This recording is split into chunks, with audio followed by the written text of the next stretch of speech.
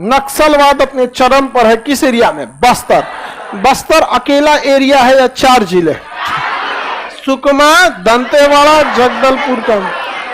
कभी भी एक चीज याद रखिएगा, आप गौर कीजिएगा, नक्सल समस्या या इंसर्जेंसी वैसे जगह पे ज्यादा होगी जहां 2 राज्यों की सीमा लगती हो। इधर से भाग के उधर भाग जाता है। जैसे देखिए दीमापुर, असम, नागालैंड, है कि नहीं? तो हमेशा इसी टाइप में एरिया मिले। बिहार में भी देखिएगा ना, नक्सल समस्या नीचे ज्यादा देखने को मिले, आते जाते रहेगा सब। वही हो गया यहां पे। यहां से महाराष्ट्र भाग सकते हैं, नीचे से तेलंगाना, इधर में उड़ीसा।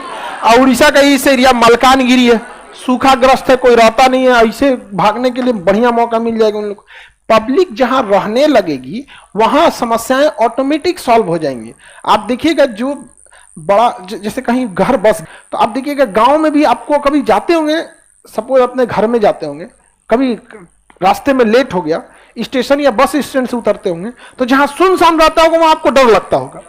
और जहां अगल बगल में घर है, भले घर बंद है, रात का टाइम है, घर वाले अंदर हैं, भले घर वाले आपको नहीं पहचानते हैं, लेकिन आपको एहसास मिलता है ना, अरे यहां तो घर है। समझ में? तो आबादी का बसना अपने आप में क्राइम को क्या कर देता है? कम कर देता है। और जहां जंगल रहेगा, सूखाग्रस्त रहे, वहां कोई रहेगा ही नहीं। यहाँ पे एक बार हम राजस्थान से आ रहे थे, जोधपुर साइड से, कहीं गूगल मैप से थोड़ा किधर का किधर लेके चल जाता है, उस शॉर्टकट रास्ता दिखा दिया, मरुस्थल में घुसा दिया। रात 10 बजे तक तो ठीक था, कहीं कहीं घर दिखता था। मरुस्थल में घरों रहेगा ना, 10 किलोमीटर बाद एक घर मिलेगा। रात 11 बजे के बाद पता नहीं कौन थार मरुस्थल में घुसा दिया, कोई आदमी ही नहीं मिले, कुछ भी ना मिले, इधर से उधर कहीं पे। अब पहाड़ और अरावली का एरिया है, कभी ऊपर होता है, कभी नीचे, कभी बिहार में, कभी अगल बगल में सट के पहाड़। 11 बजे के बाद लेके 3 बजे तक कोई आदमी देखने को नहीं मिलता। रात भर आदमी गाड़ी भगाया कि यार खत्म क्यों नहीं होता है। और राजस्थान है भी तो बहुत बड़ा, भारत का सबसे बड़ा राज्य। अब थार मरुस्थल में रहने वाला कौन है? बहुत कम लोग। अब बाद में पता चला कि वहां से 20-25 किलोमीटर दूर पैरेलल सड़क जा रही थी, वो मेन सड़क थी। इस ससुरा गुगला उतारा था हम लोग को, इधर जाम सुखा के रख दिया था। अरे बहुत समस्या था उस रात में। हम लोग को लगा भाई भगवान आप कोई डिपार्टमेंट देखते हो, लेकिन इस बार हम लोग को बचा लीजिए। बहुत खतरनाक लग रहा रात में।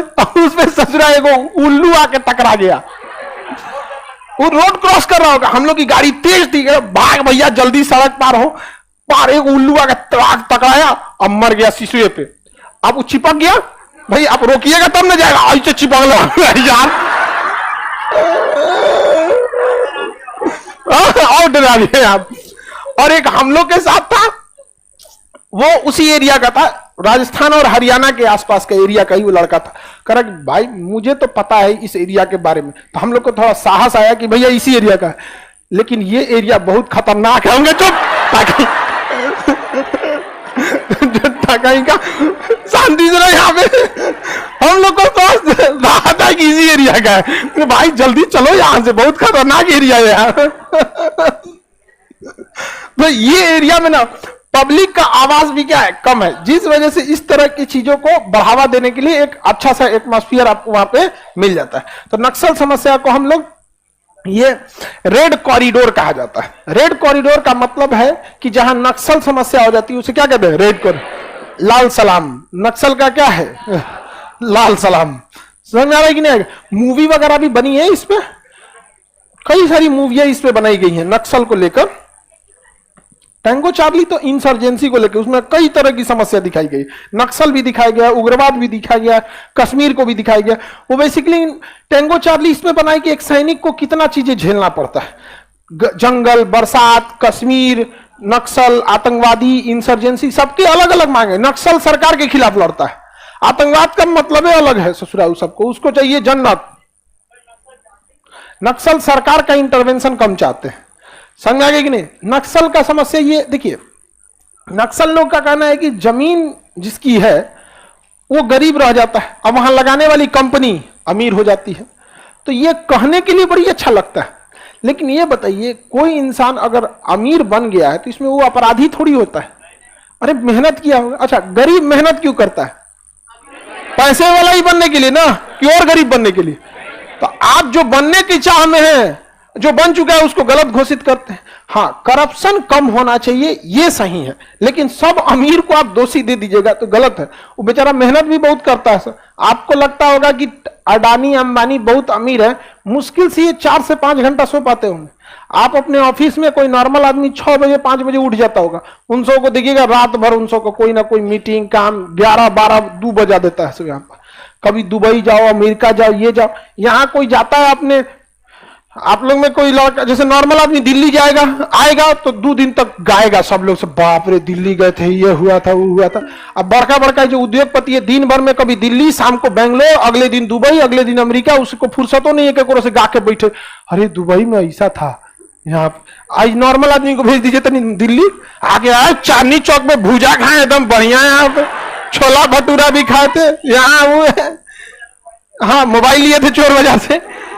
तो नक्सल की कई मांग है। नक्सल की क्या है मांग का? नक्सल की कुछ चीजें हैं जो वहां के लोगों के लिए वो उठाते हैं। जैसे बड़ी कंपनियां आती हैं तो जमीन एक्वायर करती हैं, उस जमीन का उचित मुआवजा नहीं देती है, और ये समस्या भी देखा जाता है। समझ में आ गया कि नहीं? दूसरा, अब उन लोग के ऊपर दबाव है कि नौकरी दिया जाए जिसका जमीन लिया जाए। ये बताइए, नौकरी योग्यता के आधार पर दिया जाता है, मजबूरी के आधार पर नहीं होता है। अब मान के चलिए कहीं कोई फैक्ट्री लग रहा है, स्टील प्लांट लग रहा है, किसी की ना किसी की जमीन एक्वायर होगा, तो हाँ आप उचित मुआवजा दे दीजिए, उस चीज का हो जाएगा। अब जमीन में नौकरी के लिए किस अच्छे पोस्ट पे तो नहीं दे सकता आप, कहीं एम्प्लॉय पे दे देगा स्टोर के, वही उन लोग का कई समस्या रहता है, सरकार आज ले नहीं सुलझा पाई है। दूसरा, वो लोग उसी के चक्कर में अपना भी राजनीति सेकते रहते हैं लोग यहाँ पर। तो ये पूरे भारत की समस्या बनते जा रही है। तो बस्तर समझ में आ गया कि नहीं आ गया?